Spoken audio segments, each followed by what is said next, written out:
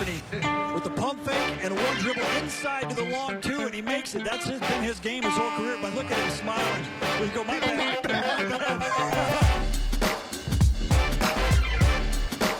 The long two.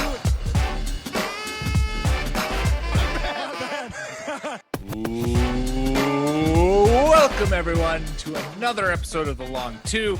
I am Pete Rogers. He is Natty Wallach, and we are a Camilo Stanthony podcast. And occasionally talk fantasy basketball. Natty, how you doing today? I'm well, Pete. How you doing? I am well as well. I like how we've firmly and fully embodied the chaos and the unpredictability and the randomness of this NBA season in this podcast by just like, you, dear listeners, never really know when it's coming out because we've tried to have it regularly come out on Fridays. We're now having it come out on a Thursday because I'm busy on Thursday night, this Thursday night when we normally record. We've had all kinds of different strategies to go through this show. We, along with the NBA, we're figuring out as we go, Natty. That's just how we got to play this year, fast and loose, while we hopefully do the opposite with real life things. Although I guess you can do them quickly, just not loose. Like, let's be as responsible and comprehensive as we possibly can be. Right. Do things quickly with a tight mask. How about that? With two of them. I've been going two recently. Ooh, that's very smart. Very smart of you. I have been in the middle of rural New Hampshire where we don't see a single living soul on a given day. So I'm not, I just do the one mask, but with a filter in it. But I can understand if you're out and about, especially in the streets of New York, double masking is now a necessity. And it's cold, but snow in New York is great. So fuck it. We don't get as many of these days as we used to. So I'm enjoying It's true. So you bask in it. All right. Well, let's talk some basketball. Let's start as we have now started doing with our biggest takeaways from the previous week. And we share one thing we loved, one thing we hated. Natty, I'll start us off. I was going to pass it to you, but then I was like, you know what? I passed it to you last week. Take it, buddy. So I'm going to take it. Be quick on your feet. Adapt. Exactly. Thing I loved this week. Trae Young and the Hawks looking like a legit playoff team. Fuck you. Yep. Is that what you were talking about? Oh, man. Well, playoff team, whatever, but they look better. They look like things are. It's well, they working just look. now. I mean, they're not gonna. Maybe they'll make round one a series for whoever they play. They're in the 6th seed right now. Exactly. Like, I shouldn't talk. And I thought that we both thought they'd be a playoff team. So right. Yeah. And they look like that too. And that's the biggest thing. Is it's not just like something where they're going to kind of like backwards their way into it. They look good. Trae Young this past week has been fucking out of his mind. He's averaging 40.5 points per game, shooting 58 from the field and 3. They beat the T-Wolves and the Clip without Choir PG, but still the thing that I think I've taken the most to heart is the fact that like the Hawks are winning games that they should be winning, Yeah. And that's a big first start for a young team that's trying to, put their stamp on the league. This is a year where you need to win the games you should win. And the Hawks are now 9-8, which is the same record as Golden State. Golden State has a negative point differential of 2.1, negative 2.1. The Hawks have a positive differential of plus 2.7. They are the last team in the East. Everybody below them is under 500. So that sort of tells you something about the East. But DeAndre Hunter has looked fantastic, especially in the past month. Cam Reddish, not so much, but DeAndre Hunter, okay, since this year began, he's averaging 19 points, 5 boards, 2 dimes, and over a steal. He's shooting 36% from 3. He's 90% from the line. He's going there 5 times a game. He's the running mate for Trae, or at least the small forward running mate, the small forward wing that they've been hoping they would get with all these dudes. And the funny thing about this is that they're looking better without their free agent acquisitions. Like Bogdan Bogdanovic, not there. Danilo Gallinari, not there. Rajon Rondo just came back and isn't much. Like, they're doing this. John Collins and Clint Capella are doing well in the new year. Kevin Huerter's doing better. Yep. Cam, not so much. But Trey having a steady presence, also a dude that can have the ball in his hands. Like he can run the offense a little bit when he's out there. I think they're +5 when he's on the court and -5 when he's off for the Hawks.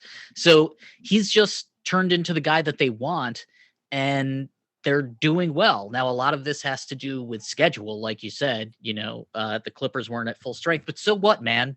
Ditto everybody. Win the fucking games you can. Like, if they had lost that game and they were 8-9, right, that sucks. Like Philadelphia, this is my love, by the way. Sorry to jump in, but like, no, go ahead. I loved that the Pistons beat the Sixers. Fuck them, go Stuns. We got our 4th win. I'm going to enjoy them. The Sixers should have won that game. Like, Joel Embiid didn't play. That shouldn't fucking matter. Right. Not against the Detroit Pistons. The Sixers should have won that fucking game. And that's one of the things I hate too. Like they just played down and it didn't look good. Embiid's looking like an MVP, but to get back to the Hawks, sorry, like they're looking better. They looked so garbage at the beginning of the season, but with a little bit of luck in the schedule, they're looking great. Yeah. No, I like I said, have been loving them. I can also agree with you, Natty. I love the fact that the Pistons beat the Sixers, and I was going to have my hate this week was just being the existence of Blake Griffin, but I have something else instead. But yeah, like we said, like in a season like this, you need to win the games that you should, and even if you don't have, like, this is the thing we're always coming back to, and I'm bouncing all over the place. We're always coming back to my ultimate point, that Ben Simmons isn't like, he shouldn't have been the hang up. He wasn't the hang up. The hang up was for the Harden trade was they didn't want to give up Tyrese Maxey. Anyways, my point being, Ben Simmons, a great number 2, not a number 1.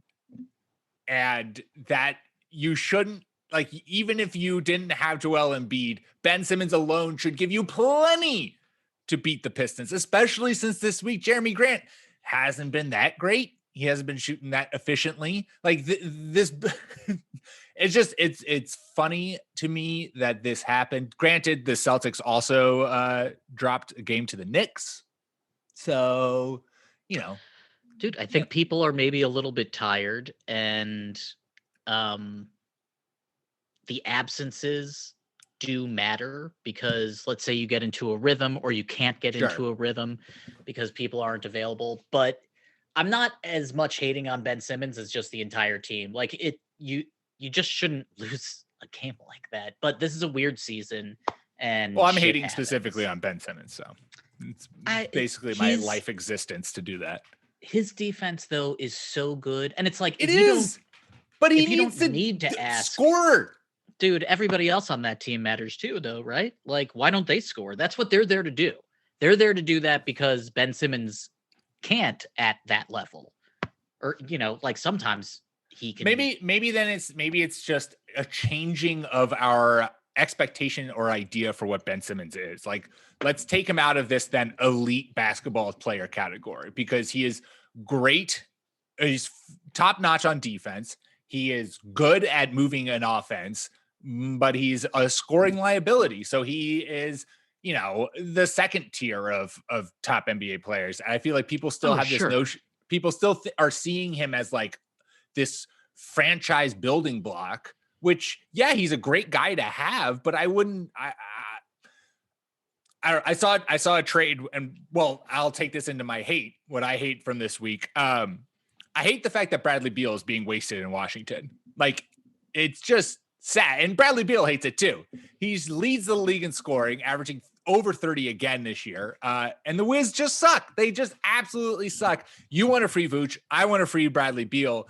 And I saw a trade for him to the Sixers where they'd send Ben Simmons back, which, first of all, is just like, that's hilarious. The thought of Ben Simmons and Russell Westbrook being on the same team. I don't know how you would make that offense work.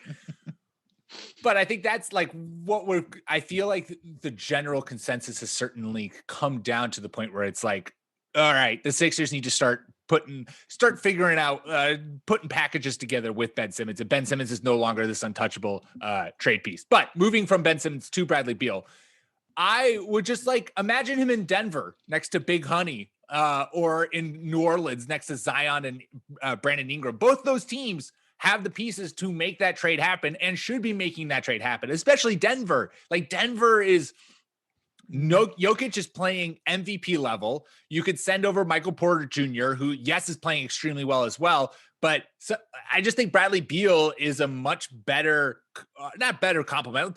Porter Jr. has been really good again next to them as well. But he fits that timeline better with Jokic. I think they're both 26 or 27.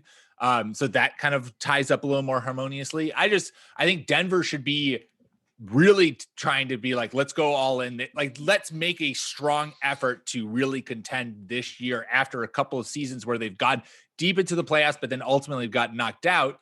Let's go get this elite scorer, one of the best scorers in the NBA, pair him with the best big man in the NBA, and let's see what this team can do.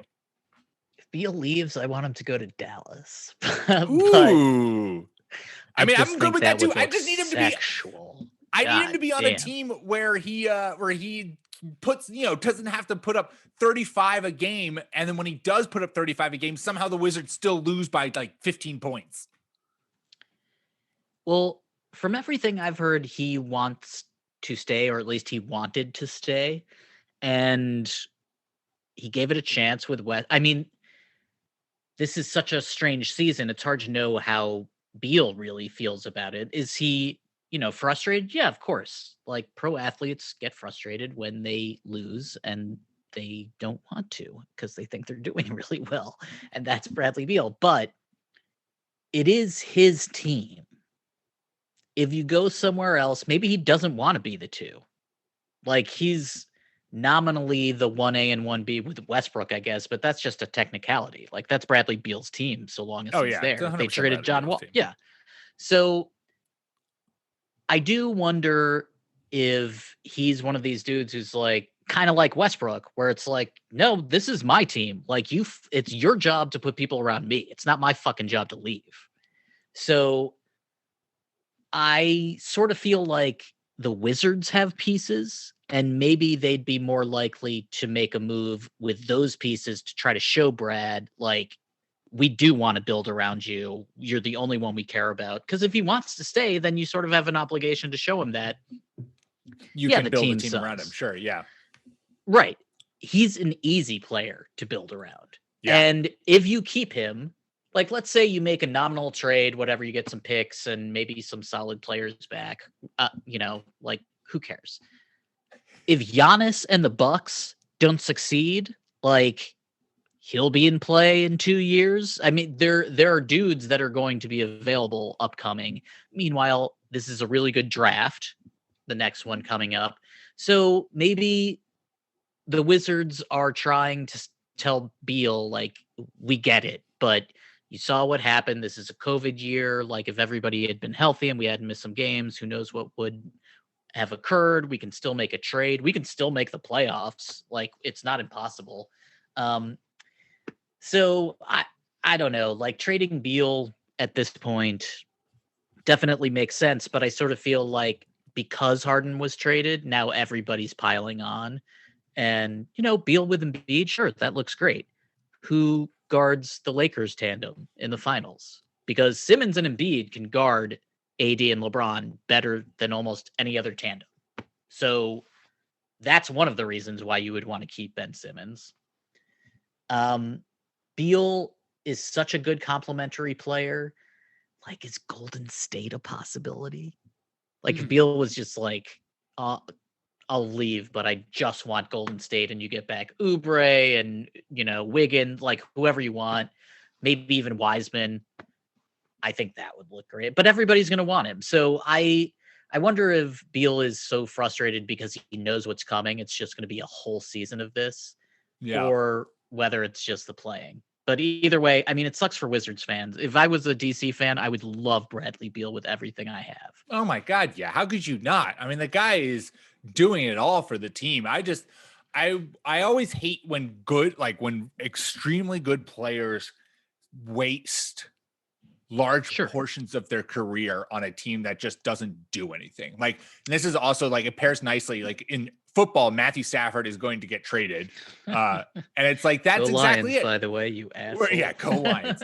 Where it's like Matt Stafford is a top whatever. I mean, at his pinnacle was a top 10 quarterback easily.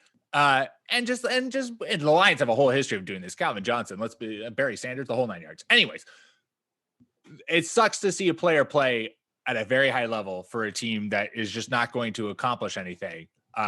So I just want for his own. And but if he wants what to stay was there, the then good for problem him. with the Lions with Stafford? They didn't properly build, like they didn't have 1,000-yard rusher for that like 8 years, roster something like that. construction was just a Their fucking joke. line on both sides was either good or awful, and then they switched. You know, they've had good players throughout, but it's just been position by position, and it was never. They've also had, you know, the fact that they fired Jim Caldwell, and he's definitely the best coach. Oh, 100% the had best coach that they've had since the 80s. Like it is just, or the 90s maybe. It's so dumb. Right, the way they treated Calvin John. I mean, Megatron. I love whatever. I don't want to talk about the Lions. What? But it's a good example because you have to build around your dude. You have to be able to be comprehensive. Like this is the complaint with the Bucks. For all of the good players and talent that they have on the team, it doesn't really look as comprehensively together as the other contenders. Yeah. I do think that Philadelphia looks like a better team than the Bucks do, even though Giannis and Drew are a serious tandem. It's just so hard for some of these teams, though. Like Beal is like Kevin Garnett back in Minnesota. It's like you guys just can't fucking do it. Even if you get a really good second guy, it still doesn't work because you're either cycling through coaches or you make really bad personnel decisions around the outside, and you just don't have any good luck. It's all like three of those things together. In Minnesota. I mean, Timberwolves do this real good. No one does it better than the T-Wolves. Cats had as bad a year as anybody in the world. So God, it's just that's real. That's awful. Yeah, that's like perpetually the thing we hated from the week. What's your thing to hate from the week before we wrap up looking back?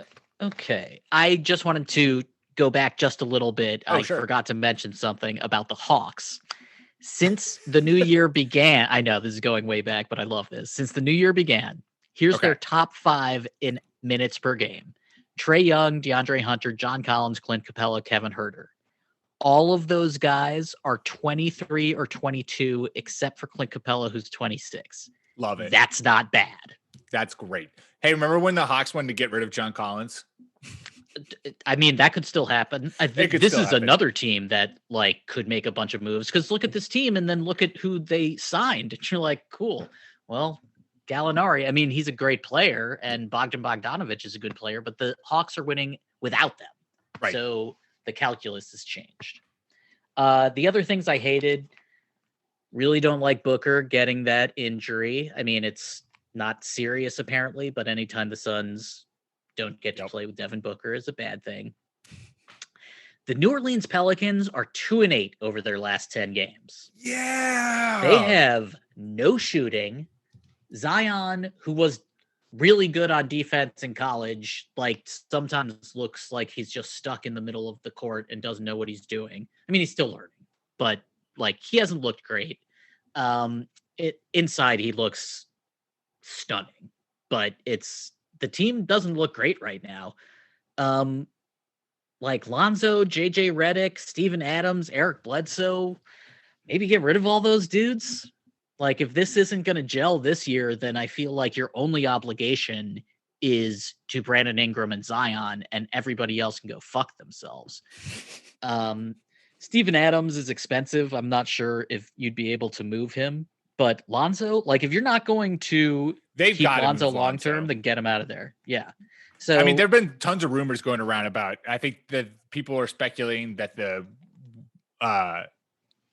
Warriors and Pelicans would do a swap Kelly Oubre for Lonzo. I've seen that one batted around a lot. I don't like that. I don't know if I would do that. Like, not for the Warriors. That's great. For the Warriors, that's fantastic. But if I'm the Pelicans, what does Kelly Oubre do for me, really? Except sort of crowd things. Sometimes gives you offense. Yeah, I mean, here's the thing. This is a real life example of what we were just talking about. You have to be able to build around Brandon Ingram and Zion. Right. Both of those guys have talent levels that could be MVP candidate caliber. You have to be able to give them a space where they can reach that potential. That means that, yes, defense is important, but you also need to get some more shooting so that Brandon Ingram isn't the only guy who knows how to do this. Like, JJ doesn't look great, which is a problem, but Bledsoe and Lonzo, I don't like that. No, I don't care about the defense at that point. Like, it's too stagnant. I feel like NBA GMs need to just play a lot more of 2K, like franchise 2K. Because I feel like this is a big hang up for a lot of teams where it's just, they don't quite know how to, or what the right pieces are to put around. And I understand, like, I am sure this is a much harder job than I can even speculate. Like, I mean, I am sitting in a wicker chair talking into a microphone. Like, what the fuck do I know? And we don't know these dudes. Like, right, these are all coworkers, you know, right. Like they see each other every day. Exactly. It's hard to tell someone, get the fuck out of my office, you know? Right. So I'm sure it's much, but it is always interesting. Like, it's just been surprising. The Sixers is the one that comes out to me the most, where it's just like, there were clear needs that team needed, like clear ways to build that team. And it took them forever to find, or they had it.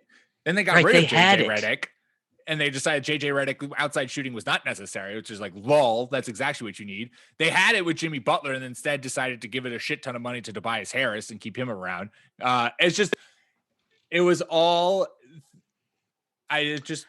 a team is hard. I will say this, devil's advocate, and this is another example of why it's hard. I think that JJ and Jimmy both wanted to leave.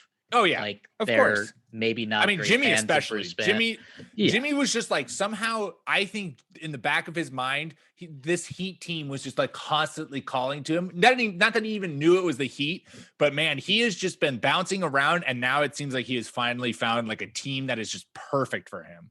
It's his team. Yeah, like this is maybe how Beal feels. Like, maybe it's not so much that he wants to leave DC as much as he's like, I've put in my fucking time. I am the superstar here. Sure. I want to win here. I want to be the best player that the Bullets / Wizards have had in 2 generations. And he is that good that he could do that.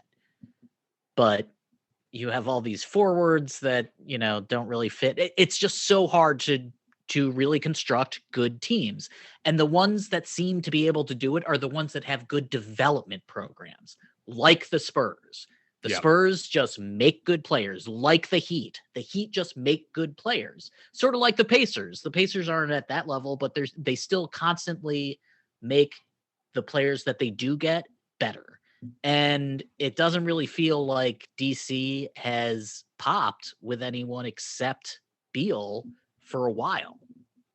I agree. All right, well, let's move on. Now it's time for a Jan Vesely favorite stat line of the week, named in honor of Wizards great Jan Vesely, who back in 2013 posted the stat line of 4 points, 2 rebounds, and 6 fouls in 8 minutes of play. Natty, I am going to let you guess what my favorite stat line from this past week was, because it should be pretty clearly obvious. The stethoscope is not on. I am not the doctor here. This is fanboy Pete to his max. What was my favorite stat line from this last week? Was it OG Anunoby? It was not. Why would I, as a Celtics fan, love that? I mean, I love OG. No. Because it was amazing. I mean, it was amazing. But was it as amazing as Jaylen Brown scoring 33 points in 19 minutes? That's pretty good. Especially since you guys need that kind of production from him. 19 minutes. No one has ever done that in NBA history. Fewest points in the most, other way around. Most points in the fewest minutes. You love to see it. I, as a Jaylen Brown all NBA espouser, love to see it the absolute most. But his ascension this year has been truly remarkable and incredible. I mean, everyone knew that he was going to be taking steps, but I don't think anyone quite saw this step that he was going to be taking, especially from an offensive standpoint. So I have to, when we have a section of this podcast, which is solely dedicated to impressive stat lines, 33 points in 19 minutes has to be my pick for the week. Sure. I took that in as like all of the similar to all of the blowouts that we've had this year so far. Like, I think that there might be a bunch of records that get broken just because of all the absences and weird scheduling. Sure. So don't try to undermine Jaylen Brown's accomplishment. No. My stat line of the week is the same thing though. Like, it's opportunity and it's luck. And my stat line is Boogie because he had 28 points, 17 rebounds, 5 dimes in 30 minutes. Yes. And it was against, he went 4 for 8 from 3-point, and it was against the Mavericks, but he got those minutes because Christian Wood is out and because everything's weird, and he dominated like old Boogie, which I loved to see. Like, that was just so fucking fantastic. I really, really, really want that to be the standard operating procedure going forward. Like, the very idea of like a healthy John Wall, Depot, Eric Gordon, Christian Wood, and Boogie seems like a really fun team to me. Yeah. But again, I saw that, I was like, this is kind of fool's gold. Like, he's probably not going to even be playing this many minutes going forward. It's never going to be this easy again. And the context of the game will be different because other players will be there who also need the ball. So while I loved that stat line, I am like a little skeptical of both. Stop being a pessimist and just bask in the sheer glory of it. I mean, there is a universe where at the end of the year, everyone's like, shit, Brown's better than Tatum. God. Because of production. But then that's That's kind of a nightmare if you're the Celtics, because it's like, wait a second, do they hate each other now? Like, no, cool? God, they love each other. They will never hate each other. Totally. Those two are besties. No, the fact that Marcus had a good game the other night. I love that you brought up Boogie. Oh yeah, fucking Marcus. I love that you brought up Boogie because Boogie does that, and then last night against Tuesday night against the Wizards, again shoots 50% from 3, 4 for 8, 19 points, 11 boards. Like, just the NBA is a better place with prime Boogie. Absolutely. Amongst the people. And the fact, I just feel like people chronically underrate his 3-point shooting because it's streaky, but like he has built that part of his game up, very solidly. He's just a dude who's had really bad luck too. I mean, speaking of teams that couldn't build around a player, Sacramento had every fucking chance. He's the fucking world. Poster child. But this happens with a lot of players, like every single player that the Knicks have had, like it happens with most teams, I think. Now, I do think that front offices have gotten smarter about this and teams are more focused on player development, but it still seems really difficult for these guys to make proper decisions. Like with New Orleans, I understood like, oh, let's get 2 defensive guards so we have a defensive backcourt, and that like that helps make it easier for everybody else. But that's just not how it's working. So you should change. Now, we're still real early in the season. All of this can change. Maybe JJ gets healthy or whatever's wrong with him. But like, this is the teams that look bad for reasons that we think are obvious. Like, they just stick out.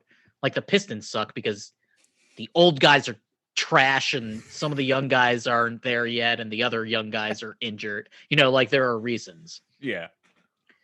But the teams that do have talent that don't look good, like, there's not going to be a lot of excuses for this year because everybody has excuses for this year. Right.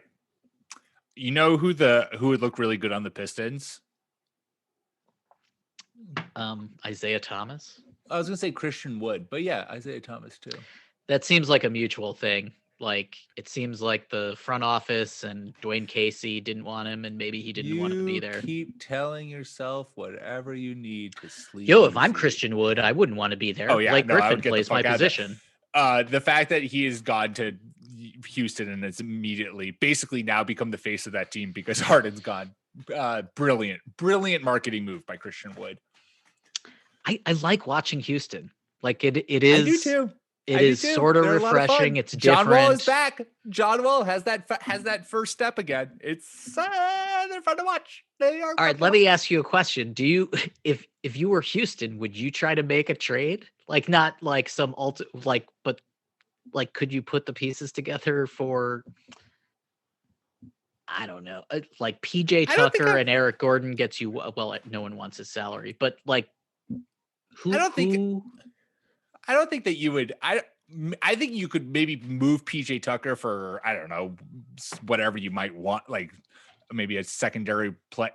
I would say this, when you have something that works, just ride with it and see what happens, especially since there's no real expectations from them this year, especially since, they don't have Harden and it's just kind of like they're playing.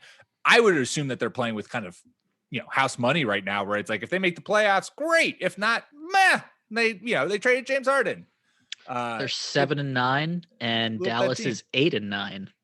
So they're just as good as Dallas, and they lost the best offensive player in NBA history. So Dallas doesn't look great, but they're 5-5 for their last 10. So whatever. Yeah. Luke is getting his numbers, and that's what my fantasy team cares about. All right. Before we turn our attention to next week and talk about that, let's take a quick ad break.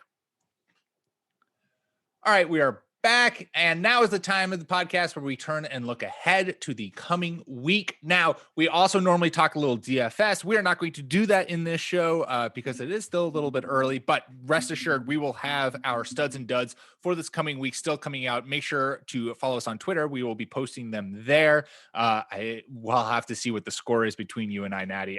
My Victor Oladipo call, not quite paying out as I thought it would, but maybe I'll still be able to take an early lead. Instead, we are just going to talk waiver wire ads, top waiver wire ads for the rest of the show and a little bit of what we like going forward. Why don't you start us off, Natty? Who's a guy who you think is a top ad this week? Okay, so I'm just going to suggest that people cherry pick the Pistons over the next week and a half through the next 2 Sundays. They have 6 games. DeLon Wright, Wayne Ellington, Mason Plumlee, ride these guys while they're hot. You don't need to roster them unless you have plenty of space, which is, and they're solid players on a really bad team. Wayne Ellington has been very nice. Yeah, totally. Like in Miami, 3 years ago, and he's shooting a hell of a lot of them, and he's making them. So I think the Pistons are a team where they're like auditioning pieces to be moved later on in the season, and Wayne Ellington is a wing who can hit threes, so that's a good thing. Al Horford is coming back tonight, or he's available tonight, but his backup Isaiah Roby has been doing really well in Horford's absence. He's been top 100 over the last 2 weeks. He's only 10% owned. He's been averaging 11 and 6, but he's a dude that has a 7'3" wingspan. Like, he's good enough so that Horford's return probably isn't going to eat into his minutes that much. Mm-hmm. And who knows? I mean, maybe Horford is now the backup, because who gives a shit they're sort of winning too many games, like Oklahoma City is 7-9, and that's better than Sacramento, New Orleans, and Minnesota. How does this happen? OKC, I would rather How does this happen with OKC every goddamn year? They're like, we're going to do a rebuild, and then somehow all of the pieces just play too damn well. Dude, Lou Dort. Holy shit. He looks great. SGA has been doing really well. We know SGA, all-star SGA. We are on that bandwagon. And, again, like every team, so they're 5-5 over their last 10. Some of that is the schedule, like this is all going to look weird for the rest of the season, I think. But Roby is a guy you want to keep your eyes on, because if Horford loses minutes or if he gets traded, he's the handcuff, and he might even just overtake the role anyway, because they'd rather give him development. Another team that's usually pretty good at developing players, Oklahoma City. Well, the thing you like too is that even though you said he's been starting in Horford's absence. Correct. Excuse me. Correct. Well, like even still the last 4 games, 27, 26, 28, 26 minutes. So it's not like he's playing, 30 plus minutes and getting all this production in 30, but in typical starting minutes. He's starting, but still getting 26 minutes per game. That's totally something he could just do off the bench as well. And maybe it takes a little bit of time to get into that flow. Maybe he plays better in that starting flow, but from a minute standpoint, I wouldn't expect his minutes to change too drastically with Horford's return, which is great for his fantasy value. If the fact that he's doing all this production on just kind of 26 minutes a game, if that drops to 24 or stays around the same, then yeah, that's great. I also want to point out that Oklahoma City, this is just a weird thing that I noticed when I was prepping for the pod. They are 6-4 on the road and 1-5 at home. Love it. Absolutely. So it's like, that's obviously what is this team? Everything's so straight. Yeah, exactly. But it's new for everybody. Right. And they don't look like absolute shit, which you have to love. You've got to love that. Always have to they that. Definitely look better than other teams that have, quote unquote better rosters. Yes, 100%. All right. Well, one of my guys to add off waivers, we talked about him, but we didn't dive into him. And that is my beloved Eric Gordon, who I actually added myself this past week. And I'm very pleased with his recent play. On the season, 18 points per game, 2 boards, 2 assists, shooting 34% from 3. But in the last 5 games, he's logged over 28 minutes and he's averaging 23, 2 boards, 3 assists, shooting 41% from 3 during that period. Even if he returns to an off the bench role, which he was off the bench, he didn't start in the Rockets last game after starting 4 games in a row. Still, I like what he's being able to bring to the table reliably. He's going to get you offense. That is what he is going to do. He's not bringing boards or defense to the table, but elite 3-point shooting, you love to have that on your fantasy team because if they get hot, 18, you're 2 going to 2, yeah, right. You'll take that all day, every day. And I think he's rostered in 30% of leagues, 40% of leagues. That should be changed. Yeah, I love him. I mean, I think we talked about it before the Harden trade actually happened, is that that's really going to help Eric Gordon. Yeah. And he's just such a good complementary player. It's just that Houston's been weird for so long and his salary, blah, blah, blah, and he was injured. But Eric Gordon's a good basketball player. Every team should want to have a guy like him. And on a team like this, he should have consistent, safe minutes and safe shots. So yep. I have him on one of my fantasy teams as well. Nice. There you go. That is a glowing endorsement from both of us. If he is rostered on both of our teams, you got to go get yourself some Eric Gordon. Yeah. I wish PJ was getting more love too, but he's just he's suffered the most, sort of. Yeah. But everybody wants him. He's going to get traded. He'll get traded. And then he'll be back in the apple of everyone's eyeballs. Who else you got? Okay. My man, Patty Mills on those San Antonio Spurs. Patty fucking Mills. Here are his averages. 14 plus points per game, 3 plus dimes, 6 plus 3-point attempts per game, and he's hitting them at a 42% clip. 9 other players can equal or best those. KD, Kyrie, Jason Tatum, Paul George, CJ McCollum, RIP, Nikola Vucevic, Jaylen Brown, Mike Conley. Mills is the only one of those under 90% owned. This is the and thing, he is under 25% owned. He's currently number 96 on the player rater for the year. Their next 6 games are Boston, Denver, Memphis, Minnesota, Houston. The Memphis games maybe won't happen, but regardless, aside from Boston, those are teams where you can score. So Patty Mills is having a career year. He is one of the best sixth men, dudes off the bench with safe, consistent shots that you can find. And when you're on a list with dudes that are only 90+% owned and you're not, you should be owned higher. Owned more. 100% agree. 100% agree. He should be far more rostered. And this is the thing too, where it's I understand that maybe it's hard to find a spot for someone on your team. Well, just make the damn sacrifice. Pull off the Band-Aid. And no one watches the Spurs. Like no one cares. Right. Everyone thinks that they know who Patty Mills is. It's like the Magic. Like name their fucking backup point guard. Yeah, exactly.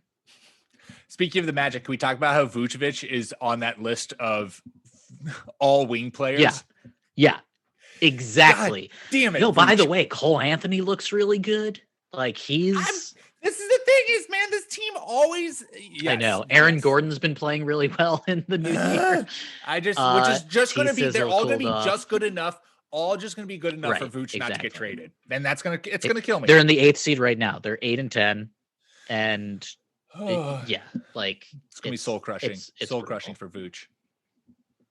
Especially because they have big men behind him. The whole thing. The whole thing. Just trade him to a team that. But these are also teams that there isn't such a clamor for them to make moves because just like the Spurs, no one watches these teams. Right. All right. A big man to go get off waivers. Little homer pick here, but you can't deny what he's been doing recently. Daniel Tice has been a top 35 player in ESPN player rating over the last 2 weeks. So you love that. His offensive game has absolutely exploded. Now that maybe is not going to stay up to the level it is. He's averaging 16.5 points, 5.3 boards in the last week. But what you also love to see is it's coming with 3 stocks per game during that time. And on the season, averaging almost 2 stocks per game on the season.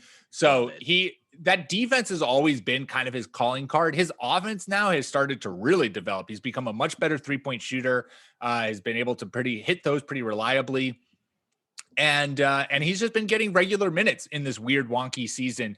And so I think that the Celtics have kind of figured out exactly how to deploy Tice at his most effective. And that's why we've seen that kind of major uptick in scoring. But a guy who can get you even 10 points along with like 3-ish stocks per game, that's fantasy gold right there. So Daniel Tice is rostered in like 10% of leagues, I think. And so is 100% available. You should be adding him. And then when he gets traded as a big package to the Magic for Nikola Vucevic, then you can keep him because he'll be on the Magic too. And then he'll get all kinds of crazy minutes there. But again, Tice is a dude with like the center position. The Celtics have question marks. So Tice is grabbing opportunity and doing the most he can with it. And that's just going to happen all across the league, all through the year. So ride it while you can.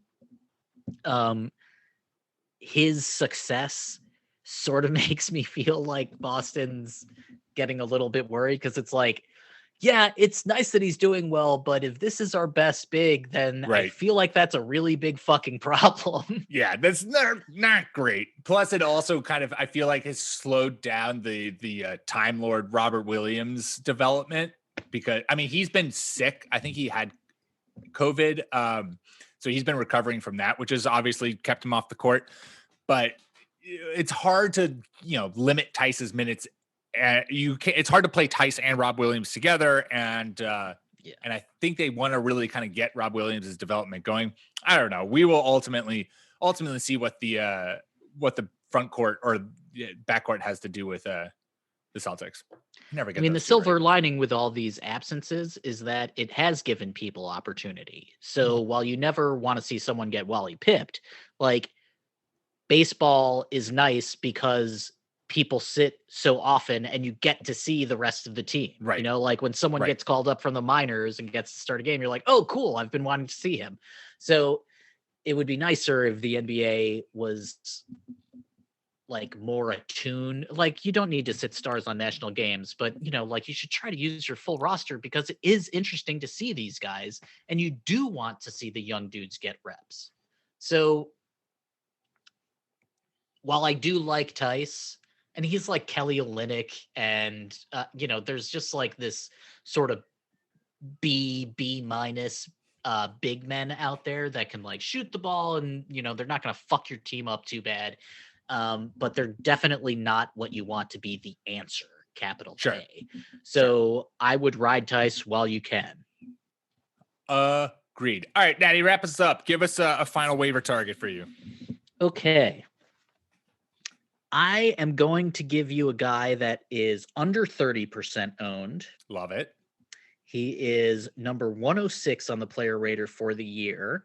Beautiful. I am going to give you a list first. This Oh, player is one of only 12 who, since the calendar turned to the new year, is averaging 4+ rebounds per game, 4+ assists per game, 7+ three-pointer attempts, and 1+ steals per game. Okay. No points. It's just those things. The list of 12 is Victor Oladipo, Malcolm Brogdon, Fred VanVleet, PG-13, CJ, Psy again, Kyrie, Luka, the dentist, Zach LaVine, Steph Curry, Maestro Dame Lillard, James Harden, and Cheaty fucking Osman. Our boy. Cleveland Cavaliers finest, Cheaty fucking somehow the Osman Cavs is have on made it that onto list. this podcast once again. Good work, Cavs. Way to be on the show again. Well done. Welcome here. Welcome. Like who cares about the points? That's crazy. That's insane. I can't believe he's on a list with dudes like that. Again, this is because there have been absences in Cleveland, so he's perhaps getting, more opportunities to do things. But he's 25, and it's really nice to see him doing well. And the Cavs are still in the playoffs. They are the 7th seed right now. They're under Cavs 500, are but as hell, man. They are so frisky. If they can actually make moves so that Jared Allen is totally their starter, and maybe they cut some weight. A lot of rumors circulating around that too about them trying to move Andre. Yeah, and maybe K-Love, which seems insane, but everybody gets traded every year. So we have to stop thinking of big contracts being unmovable. Yeah. I, of course, love the CD Osman call. I had him as a waiver target last week. And what has he done since then? Well, let me tell you, in the last 3 games, averaging 12.3 points, averaging 2 boards, 2 assists, 2 steals, 50% from 3. In 3 games. Nice. You love that. Nice. You love that. You would never say no to that on your fantasy team. And he's definitely out there. And he's a guy that, rostered. This is you need a stream spot on your team. You just need to, especially in this year. And these are all guys who you should be flowing through that stream spot with regularity. Honestly, though, Eric Gordon, Patty Mills, you should be rostering and keeping for an extended period of time, because both of those guys are putting up legit fantasy numbers. But like Isaiah Roby, Daniel Tice, CD Osman, those guys are excellent streaming guys for the next week or so. And then, maybe you can even leverage them into a trade, a fantasy trade, and get some more consistent play back for those guys, since they are playing at a really high level right now. And who knows, CD Osman, I think of that group, I would see has the most potential for consistently being what we've seen him to be this year. Because why is that, Natty? Why could CD Osman get so much playing time this year? Because we've been talking about him for the past couple of years. He's the only goddamn 3 in the Cavaliers team. Love it. I mean, it's sort of funny because he's turning into the guy that they wanted him to. So us bitching about it over the past couple of years, in retrospect, maybe we were wrong. Having said that, you should always have at least 2 dudes at every position. It's just like how I was depth. raised. I just feel like depth is a good thing to have on a basketball team. Now they have Isaac Okoro, and they have Sexland, who is finally healthy and coming back. They sort of are in a really nice spot. So I kind of wonder if they get ambitious, what's going to happen there. And they've got the pieces too. Like Drummond and K-Love are very clear trade targets. And so, they have the pieces there to be able to make a trade that could take this roster in a different direction.